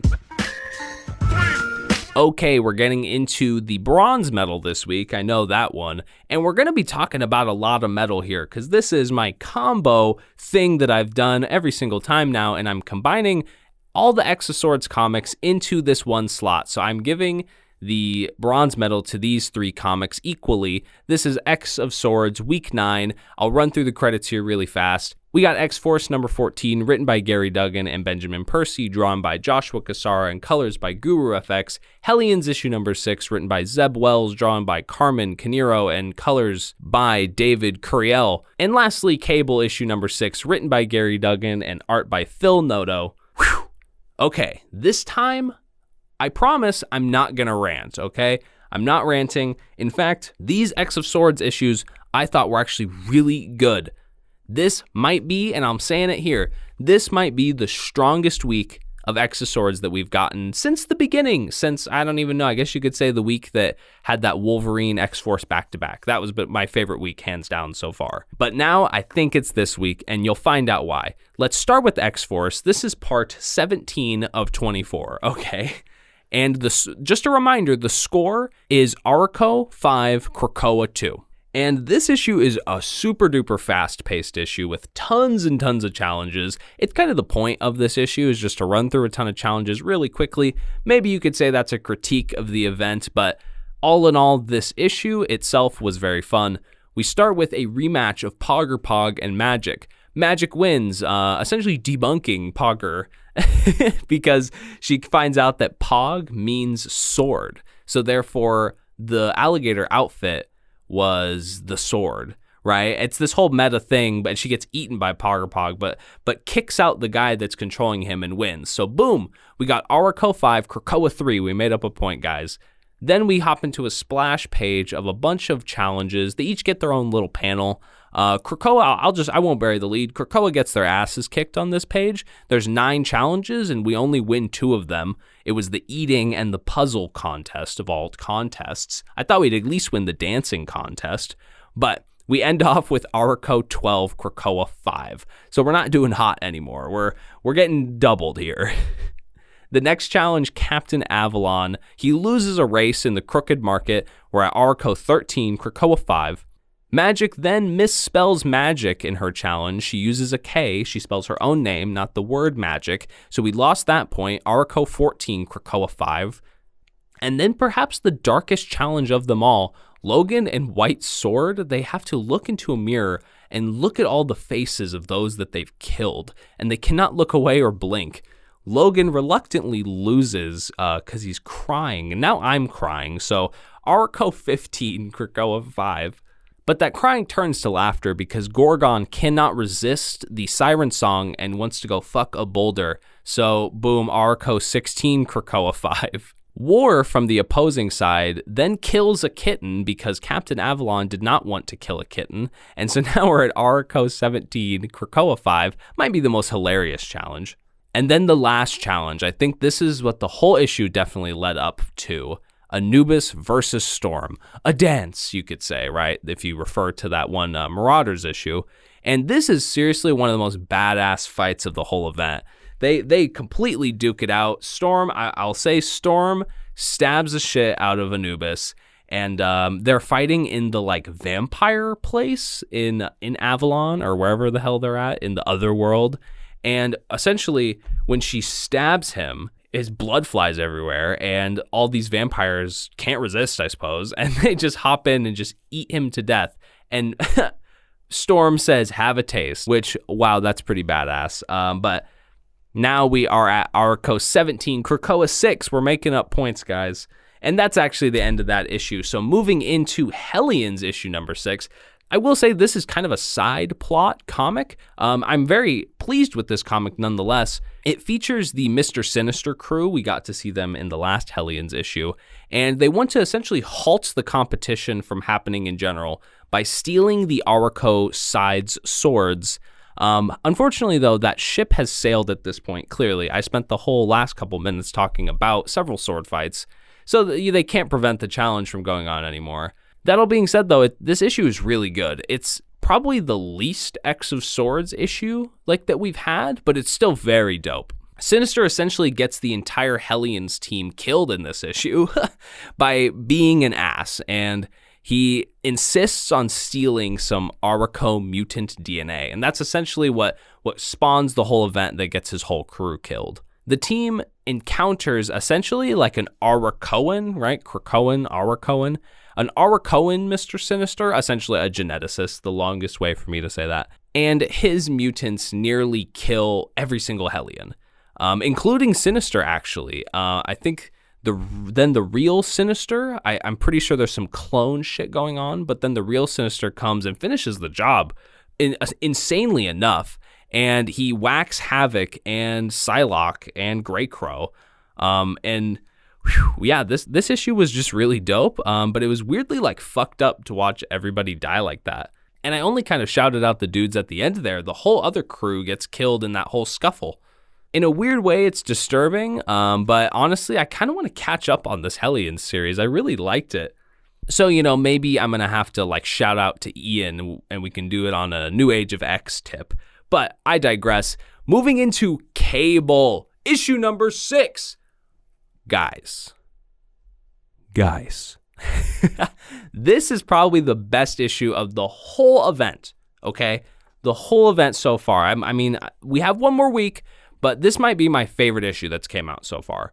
As a reminder, okay, we're at Aurico 17, Krakoa 6, okay? And this issue has 2 battles in it. One, Cable versus Bay, who is Cypher's Bay, funny enough. And then we have Gorgon versus White Sword in the second half. And oh my fucking God, guys. Both of these fights were so chilling, but for different reasons, funny enough. Cable reluctantly loses his fight, essentially because he hesitates to kill Bay. He has her on the ground, he has the kill strike, and he hesitates to do it because essentially Cypher is standing literally right there. I don't know why the X-Men preferred that Cypher witness his wife's duel, but he chooses not to kill Bay, and she actually breaks his arm and almost kills him, if not for Cypher's intervention. And we get one of the most chilling lines ever. I tweeted about this line. It was so good. Cable is distraught after losing that. And he sits down. He's telepathically communicating with Cyclops, his father. And he basically just says, "I wasn't ready, Dad. I should have been the other guy for this. Things would be different." And that line hit. That line hit really hard. It was just so I don't want to say sad because it wasn't sad, but it is really sad. I think that's one of those perfect lines that Duggan has sprinkled in where we all kind of can relate to that. We all want to be the other guy. You know what I mean? And I thought that was just so amazing. And the thing is though, guys, that is an amazing writing moment, but the fight in the next battle will rock your shit off, okay? So we get into Gorgon versus White Sword. I think this was the fight everybody was really looking forward to, just Gorgon's fight in general. And holy fuck. Okay, so White Sword sits down and he starts summoning dudes, which is super unfair. But he starts summoning 100 guys. Gorgon is just dicing them left and right. It is so fucking cool. This sequence is so dope and it's so intense. It's, I don't know, I use this term movie mode. It's when you're reading a comic and you end up feeling you're completely immersed in the story and you're watching a movie. That's how this comic felt. Very movie mode here at the end. Gorgon, he cuts one guy's head off. He kills 2 more guys. Then he pulls off the mask, and so he starts turning everybody to stone. And oh my God, it's so nuts. This guy hops up onto him and stabs him in the eyes with his fingers. And now Gorgon is just bloody-eyed. Obviously, he's used to kind of operating blind. And then this is when White Sword sends like the whole army. Gorgon does not let up. He is killing so many people that they actually cut to Saturnine, and she is counting up each kill as 1 point. And so Gorgon has now actually taken the lead for Krakoa. He hit 19, and so now it's Krakoa 19, Aurico 18. War gets all mad at White Sword, so he basically halts this whole battle. And Gorgon, he is not doing good. White Sword walks up to Gorgon, and he tells him that he is going to kill him and resurrect him as one of his servants. And Gorgon is so badass, dude. He says, I walk my own path. And White Sword says, I could impose my will. And he just says, not over me. Oh my God. Like, holy shit. This comic was so fucking good. And I mean, he kills Gorgon right there. Spoiler warning. And now we're at Aurico 19, Krakoa 19. That is my brain right now. That comic, like, if not for me bunching all comics, all the X of Swords comics together, I think Cable 6 would have taken number 1. And this is what I mean. This week was so difficult to sort all these comics. They were all so good. But this last Cable issue was breathtaking. Like fucking breathtaking. You gotta read this issue. Like, if you're into X of Swords, and maybe if you dropped out of X of Swords, hop back in just for Cable, or fuck it, just skip to Cable 6. It's so good. So, I mean, I've said enough. This all ends next week. X of Swords ends next week, and I mean, I'm shitting myself just thinking about it. So we'll have to wait and see how it ends. But that all being said, X fans, I will see you on the other side. Bum.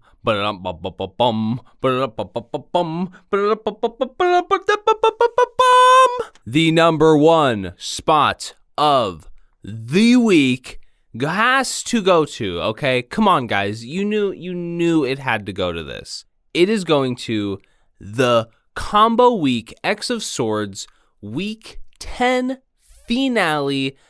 Oh my gosh. This is 3 comics. I'm trying to collect myself. 3 comics. First off, I'm gonna run through the credits quickly here. X-Men 15, written by Jonathan Hickman, drawn by Mahmoud Asrar, colors by Sonny Go. Excalibur 15, written by Teenie Howard, drawn by Mahmoud Asrar, Stefano Caselli, and colors by Sonny Go and Rachel Rosenberg. And X of Swords Destruction number 1, written by Jonathan Hickman and Teenie Howard, drawn by Pepe Larraz, and colors by Marte Garcia. Whew. The last time I will have to do that, thank the lords. But okay, guys, it is the finale of X of Swords, and this is a big fucking deal, okay? And I'll get this out of the way. I won't bury the lead any longer. I mean, you could probably tell this by my reaction. This finale was very good. I really liked the finale of X of Swords here. So prepare for another 10-minute one. I'll try not to make it that long, but let's kick off with X-Men. So this issue, how would I describe this issue? It feels like the teapot starting to whistle is how I would describe it. Just to run through everything. Cyclops and Jean, they're saying fuck all this shit. Fuck all of this shit. And they want to go and just get Cable. They're pretty much, they want to go retrieve the team. And it kind of turns into actually a really cool scene where they are deliberating with the whole Quiet Council. And it's a great scene, great use of the 9-panel grids just for some really quick talking. And I think it's interesting how the whole hero and X-Men antics are being kind of voted down or voted against. They lose both things. They end up being told if they leave their seat, they will lose their seat.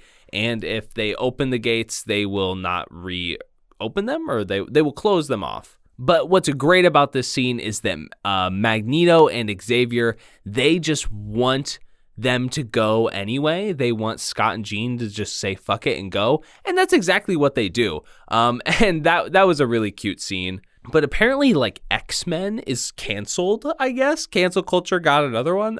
No, I mean, that was a bad joke. X-Men apparently is no longer. It is like what's the comic book word? Disassembled.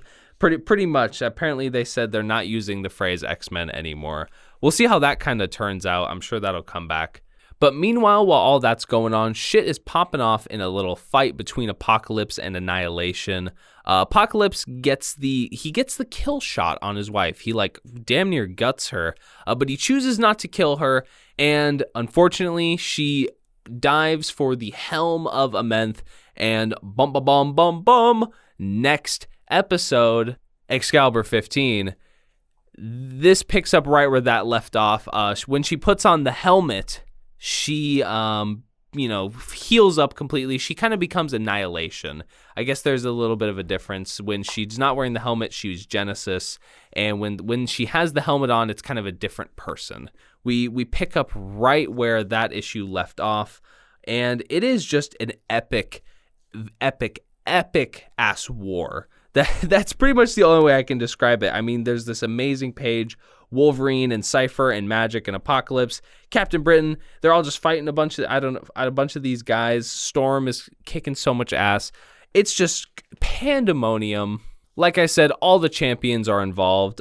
Bay, Cypher's wife, says, fuck all this shit. She goes to find her hubby. Saturnine, she says, fuck all this shit, and just decides to sit down and do a puzzle. A puzzle that is in the form of Captain Britain. And wouldn't you know it, Jubilee comes and brings the reinforcements with some angels or something. Don't ask me. I don't know what the whole deal is with the angels. You can trust Excalibur is going to probably fuck me up a little bit. Bay comes back with Cypher, and she has kind of decided to just take the side of the X-Men, which is pretty cool. And then, weirdly enough, we get the puzzle completed, and the Captain Britain Corps is back. I don't know why, but whatever. Excalibur stuff. Next episode, we can just move on. We don't have to think about all that. Next episode, before we get to it though, Destruction 1, I have to say, big shout out to Mahmoud Asrar. He did the majority of the interior arts on X-Men and Excalibur there. And he also did the cover of Excalibur, which is a really great cover, and I just love his art. He is super duper talented, one of the current GOATs, all that love and all that. So yeah, big shout out to him. Okay, back to the shit.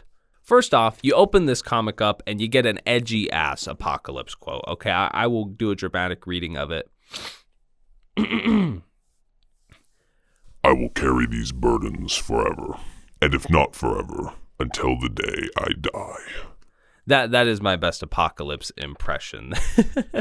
But anyway, on the credits page, I actually have a big question. What the fuck happened to Solemn and White Sword? White Sword is apparently dead.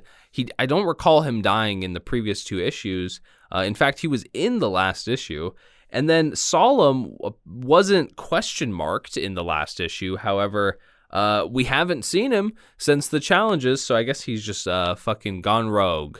But then getting into this issue, what could you expect? More epic ass fighting, and it's very epic. Like, don't get me wrong, this is some of the coolest fucking action I've seen in a comic in a very long time. And even more epic, the Britain Corps is fucking shit up too. But most importantly, and this is where shit gets really crazy, the fucking climax of it all. The gang, and I mean the whole ass gang, every X-Men, they finesse their way into wherever they're at, Avalon, the overworld. I don't even know at this point. They figure out their way in there through the star-based sword, giant sword in the sky. It's so fucking cool. And these two pages here, these two pages that show them burst into battle are some of the coolest pages I have seen in so long. Like, these pages are amazing. Total, what would you say, like your foam background material? It's just phenomenal. Pepe Larraz is just killing it. And what can you expect? Like I've been saying, more epic-ass fighting. It's just full war mode. And it's really exciting to read. But now we're actually getting into some deep fighting with Apocalypse and Annihilation. But meanwhile, summoners are summoning Kaiju, and the X-Men, they trigger the Starbase to bring a bunch of, I don't know, demons from the Nether portal in the Sky Base. I don't know. I'm not reading Cable. I don't know what all this is. But the ending here is fucking gnarly. Okay, guys. So we are entering movie mode. Okay. We are definitely entering movie mode. Apocalypse, he struggles the mask off of Annihilation. And it harkens back to Annihilation, the event, where Nova rips out fucking Annihilus's heart. The panel looks just like that. But he rips the mask off, and then he puts it on. He cannot resist the fucking allure of it, and it springs itself onto him, and now he is Annihilation, not Apocalypse. And what he does is so fucking crazy. He gets control of Annihilation, and he fucking takes a knee and yields, thus yielding the point. Okay, because remember, this is a competition. We're 1919. He yields the point to Krakoa because he's Annihilation technically, and Annihilation has lost, not Apocalypse. Wow, a truly fucking amazing scene. It was such a good scene. And afterwards, this is really cool. Saturnine just like wipes the board. Like literally, she orders dragons to just like bulldoze everything. And it's a really awesome moment. So now we're kind of evolving into the ending here, and Saturnine is giving a speech, and she's back on her fuck shit for some reason, and she decides that there needs to be a trade of hostages for some reason. So Genesis, speaking for Aurico, chooses Apocalypse, her hubby, and Apocalypse, for Krakoa, chooses the mutant island of Aurico. You know, so G-ass move there, and I don't really know why he did that, but it seemed like a finesse. And so Apocalypse has a great quote at the end here where Scott asks him what he needs to tell Magneto and Xavier, and he just says, "Tell them I'll see them again someday," and it just kind of walks off into the sunset. And boom, that's pretty much the end. Really kind of crazy. We get a couple more pages here where there are, they talk about where all the swords go and all that. Saturnine, he does this whole thing about what she gained from this and how long her reign is to come. It's a whole thing. But that's it. I kind of can't believe that it's over. Wow, that was 10 weeks. 10 fucking weeks in the making. This was quite the wild ride. If anything, we can say that about X of Swords. That was a pretty wild ride. My anecdote about X of Swords is I almost didn't even read it. Funny enough, I kind of only committed myself to reading it, not only, but partially because of the podcast. I just wanted to follow along and kind of just stick with what was going on. And I told myself I'd give X Factor a shot, right? Because remember, part 2 of 22 was X Factor. And I was like, okay, I'll read this one. And if it's good, because of course I did read Creation. If the second part was good, I'd commit. And alas, it was very good. And here we are. I have I guess, spinning out of X of Swords, what's next? Some people are saying like Apocalypse is gone, like we won't see him anymore. I don't exactly know if that's true. I don't know if it's false, I guess. My only question is, he claimed Aurico as Krakoa's like captor, I suppose. And so now Aurico and Krakoa are one. And so where did Apocalypse go? Because I thought he was going to Aurico. I don't know. Maybe he's going somewhere else. But another spinning out question too. Apparently Betsy Braddock, Captain Britain, Psylocke, whatever her name you choose to say, she is still dead at the moment. which is actually also a pretty crazy thing. I think Excalibur is going to be an interesting series spinning out of this. Seeing how much the other world and all that stuff played a role in this event, Excalibur is going to be very interesting over the next couple weeks. And so that being said, what series will I be kind of keeping up with, if any? I don't really know.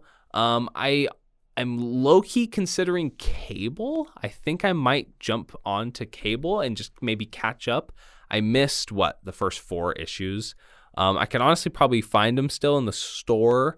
And if not, I think they're on the Marvel Comics app. So, I think I might check out Cable. We'll see. But that might be the only series that I really kind of spin out into this event, because I'm already reading Wolverine, X-Men, and X-Force. I don't know how many more X titles I want to pile on. Hellions was really cool. That would be one I would want to look into. I think that one's going to see the biggest boost in sales after this. But yeah, wow. Final thoughts. Fucking phenomenal. I really thought this event was really good. The middle dipped a little bit. There was a little bit of an ebb and flow. The beginning was really solid. I liked the whole lead up. The beginning of the tournament was but it dipped up at the very end, the last 2 weeks. The last 6 issues were really strong. So yeah, I guess we just have the reign of X to expect, whatever the fuck that means. But whatever it does mean, I'm so excited. And this event was awesome, so gotta read it. X of Swords, how dare I say, a 10 out of 10. And so that is all I have today.